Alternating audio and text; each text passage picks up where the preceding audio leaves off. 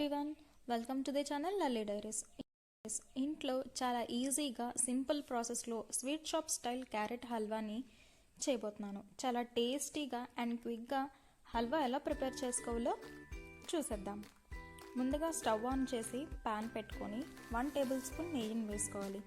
నెయ్యి మొత్తం కరిగిన తర్వాత తురుము పెట్టుకున్న క్యారెట్ మొత్తాన్ని వేసుకోవాలి. క్యారెట్ని తురుముకొని వేసాం కాబట్టి తొందరగానే కుక్ అయిపోతుంది. మూత పెట్టుకొని లో ఫ్లేమ్లో ఒక 10 మినిట్స్ పాటు కుక్ చేసుకోవాలి. 10 మినిట్స్ తర్వాత లిడ్ ఓపెన్ చేసి చూస్తే క్యారెట్ అంతా ఇలా కొంచెం సాఫ్ట్గా కుక్ అయి ఉంటుంది. తర్వాత క్యారెట్ ఎప్పుడైతే ఇలా ఆ ప్యాన్ నుంచి సెపరేట్ అవుతుందో అదే టైంలో మనం కాచి చల్లారి పెట్టుకున్న 2 కప్పుల పాలు వరకు పోసుకోవాలి.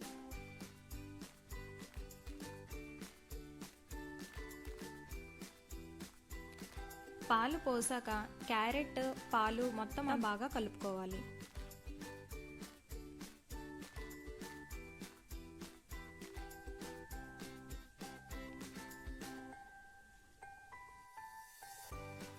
ఒక టేబుల్ స్పూన్ యాలకుల పొడిని వేసి ఒకసారి బాగా మిక్స్ చేసుకోవాలి.